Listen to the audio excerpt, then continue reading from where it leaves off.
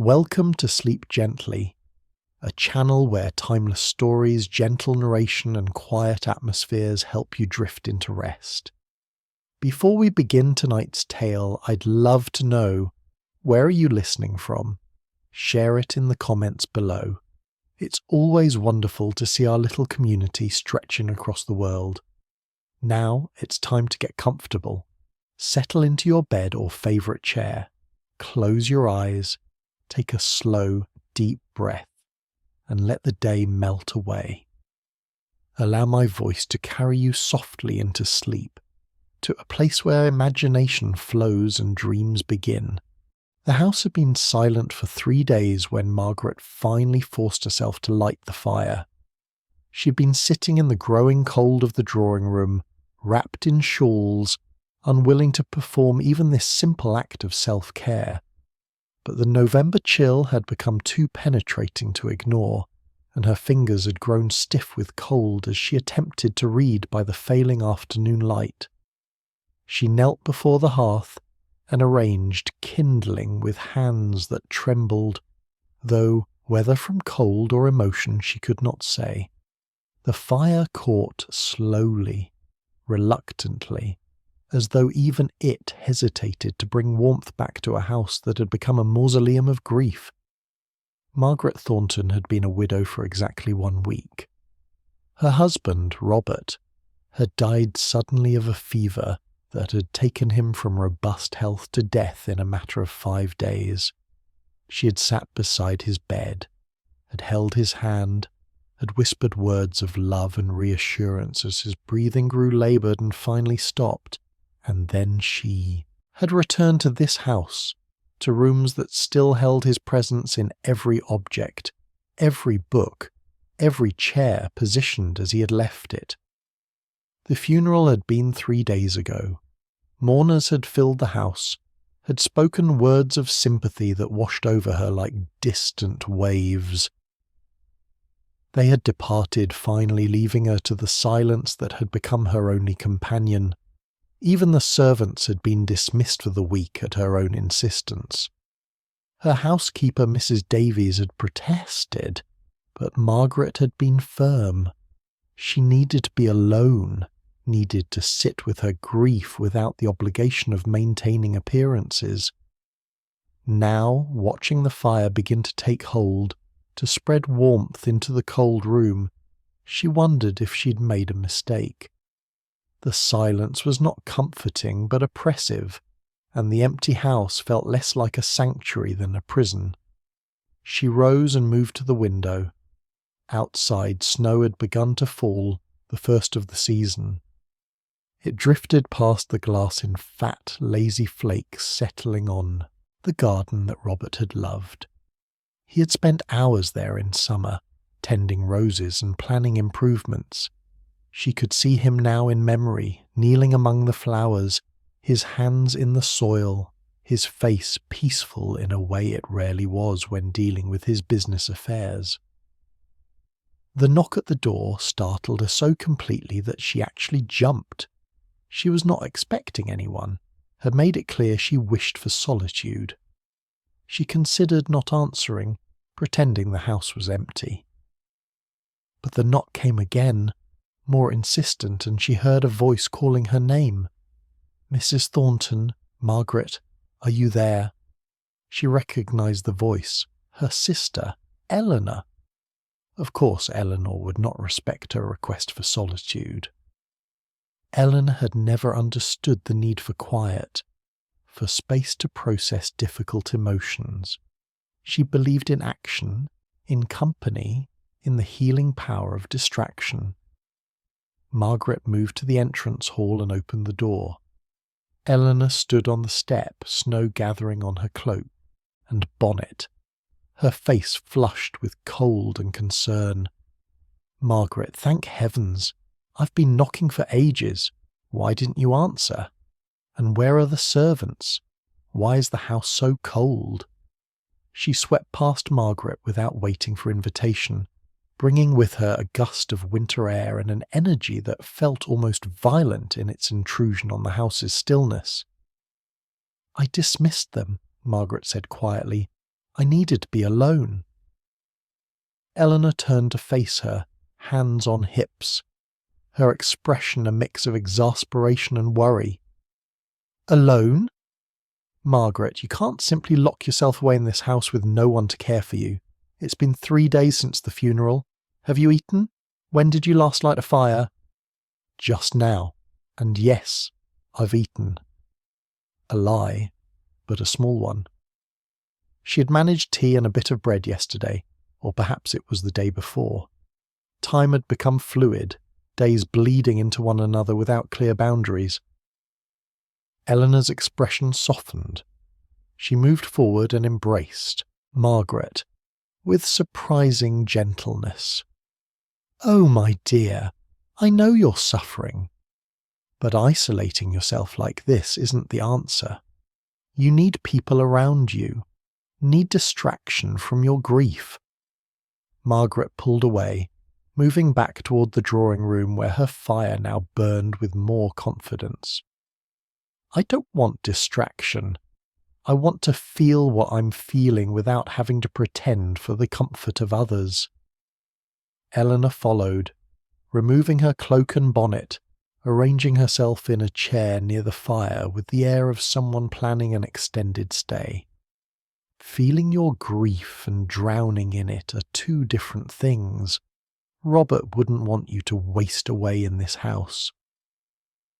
The mention of Robert's name, spoken so casually, felt like a physical blow. Margaret lowered herself into her own chair, suddenly exhausted. "Please don't tell me what Robert would want. You didn't know him as I did." "No," Eleanor agreed, her voice softening further. "I didn't. But I know you, Margaret. I know that you have a tendency to withdraw when hurt, to build walls around yourself.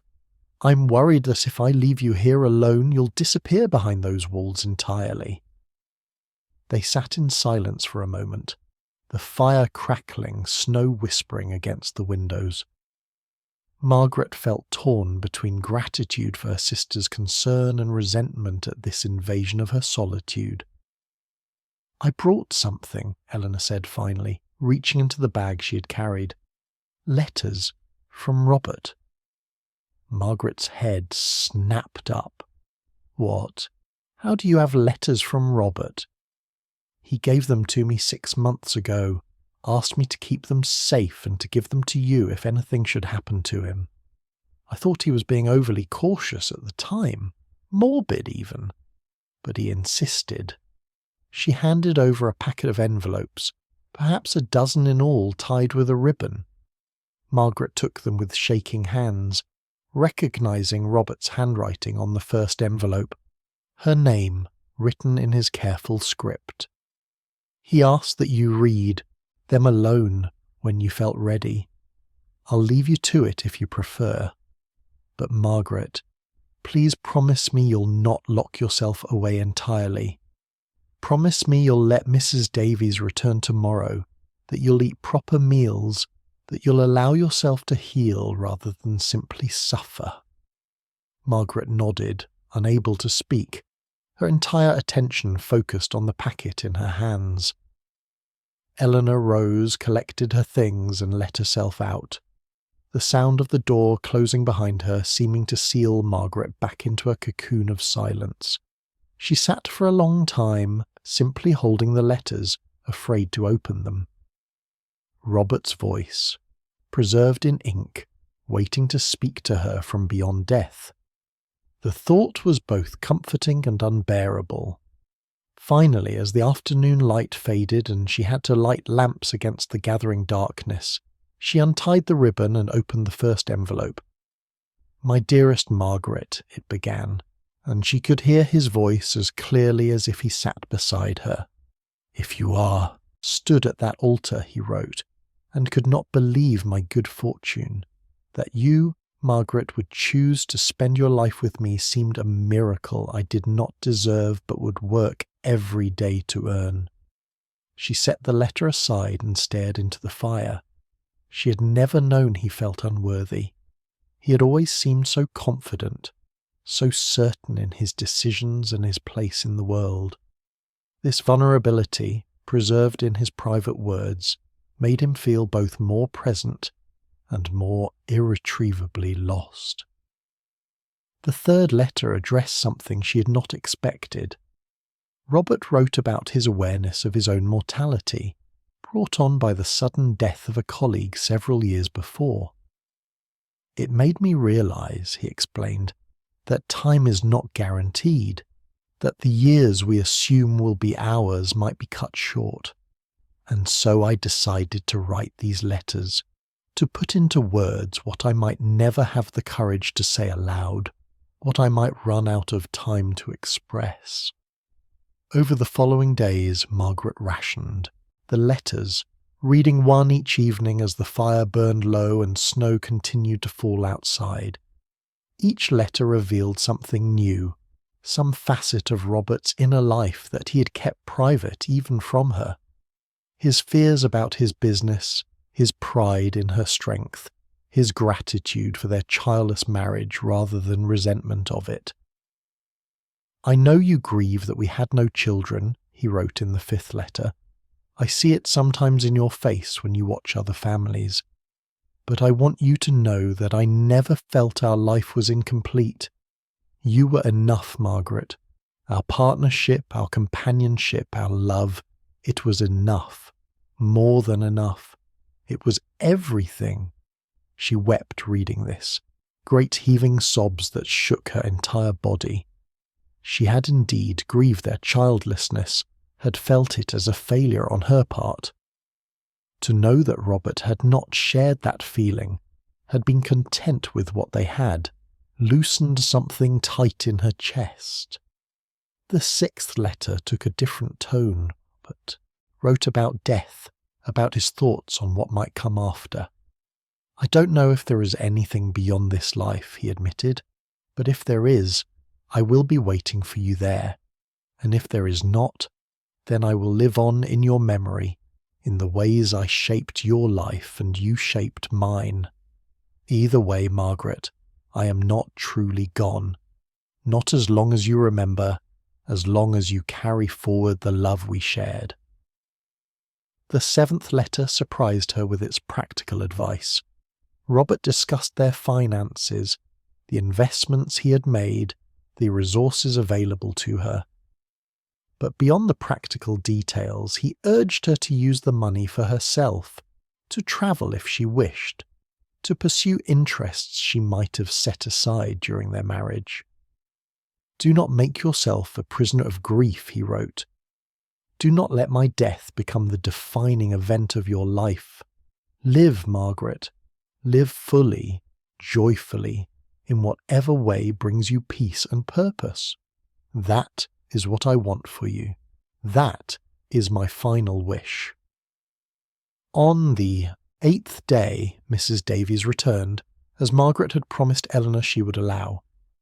The house began to fill again with the sounds of normal life, with the clatter of cooking and cleaning, with human voices breaking the oppressive silence.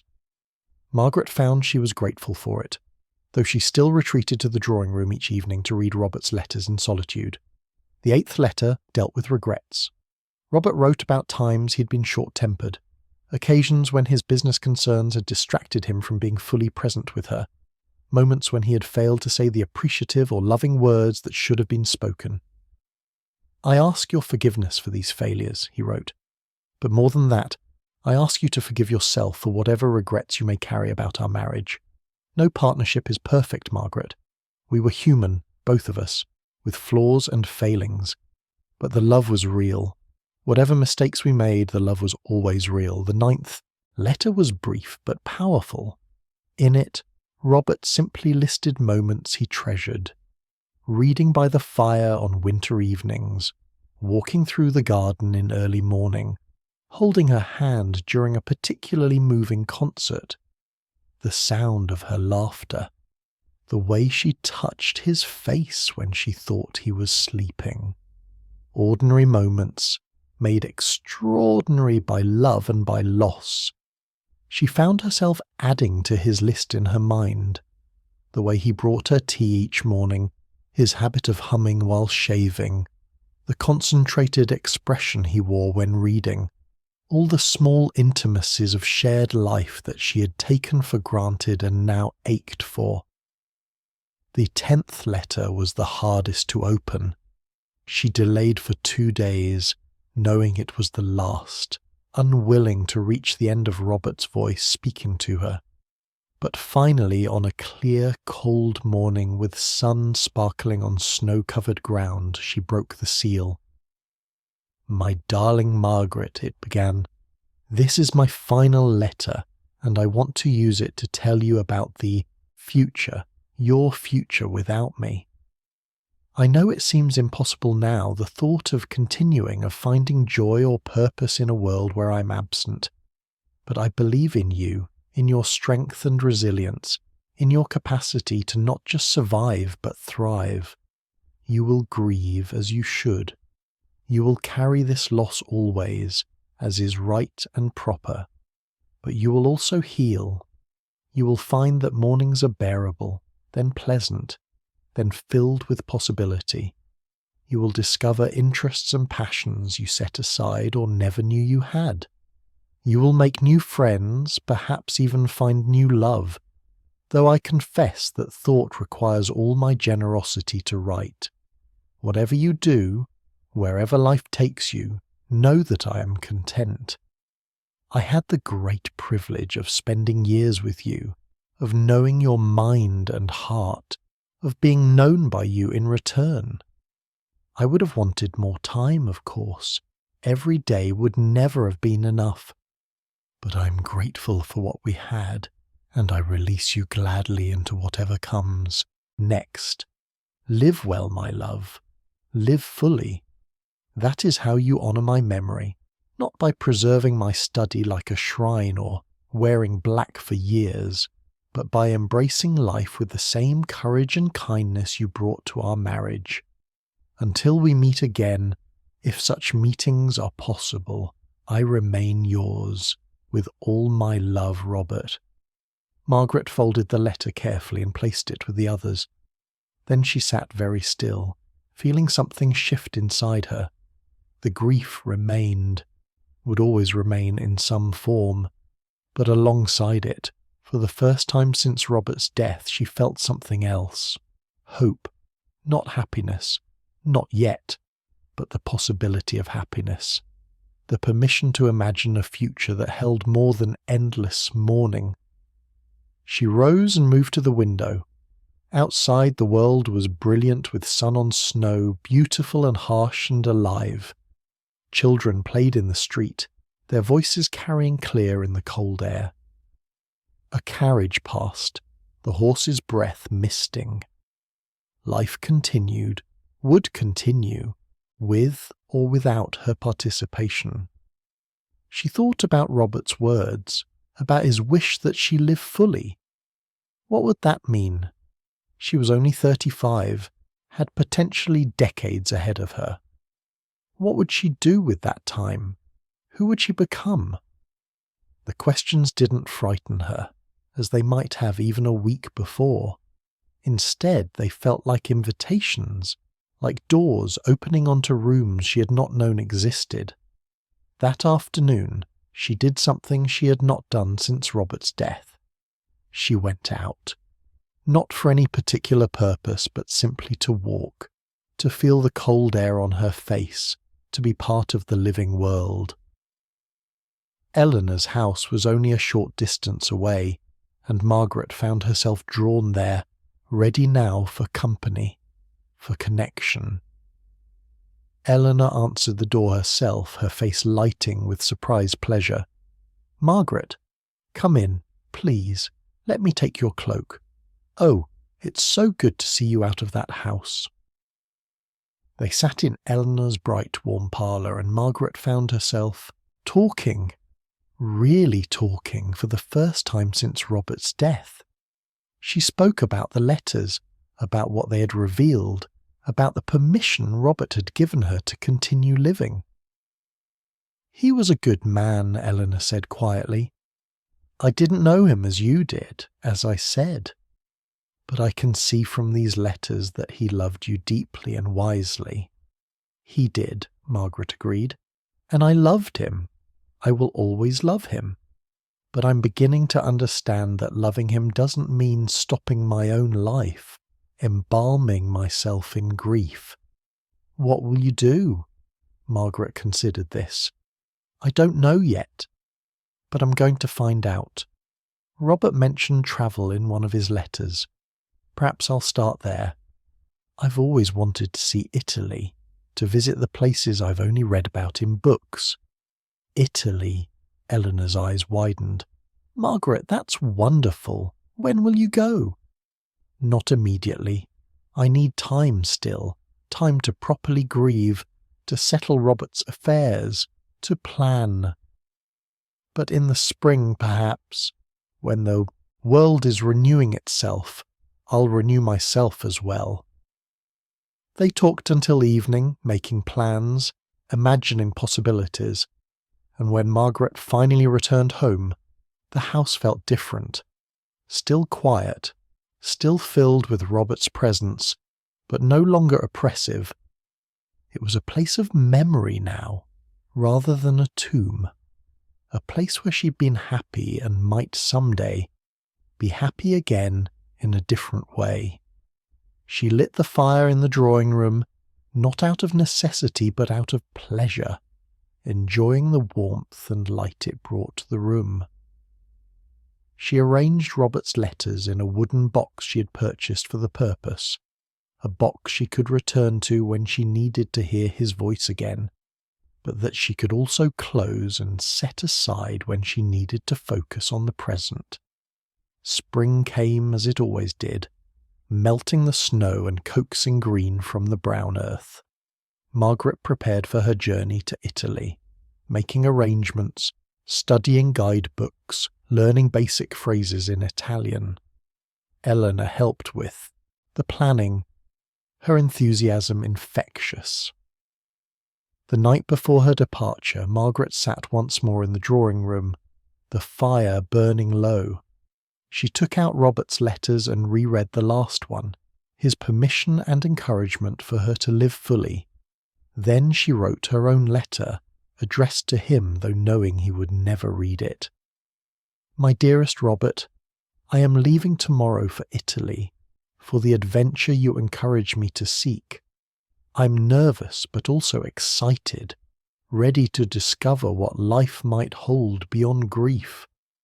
I carry you with me, will always carry you, but I'm learning to carry you as a blessing rather than a burden, as a source of strength rather than only of sorrow. Thank you for the letters. Thank you for knowing what I would need before I knew it myself. Thank you for loving me well enough to want my happiness even in your absence. I don't know what I'll find in Italy, or what the rest of my life will hold, but I know I'll face it with the courage you believed I possessed. I love you. I will always love you. But I'm ready now to live again. Your devoted wife, Margaret. She placed the letter in the box with Robert's, closed it, and set it on the mantel. Then she extinguished the lamps and climbed the stairs to bed, to sleep and to dream of the journey ahead. The hearth was silent now. The fire burned to embers. But it was no longer the silence of death and grief. It was the silence of peace, of acceptance, of a life pausing before moving forward into new territory. And in that silence, if one listened carefully enough, one might hear not just the absence of sound, but the presence of love, enduring beyond death, given permission for life to continue, for joy to return, for the widow who had locked herself away in grief to step back out into the world, changed by loss but not destroyed by it, carrying memory as a gift rather than a burden. Sleep gently, dear listener. May you find in loss not just sorrow, but also strength, not just endings, but also beginnings. May you know that love given and received never truly disappears but transforms, becomes part of who we are and who we become. and may you understand that honouring those we've lost sometimes means not preserving their memory in amber, but carrying it forward into life, letting it shape us without defining us, letting it teach us without imprisoning us. The hearth is silent, but the heart beats on. The fire has dimmed, but dawn approaches. Sleep now and dream of renewal, of courage, of love that endures even as life moves forward. Good night.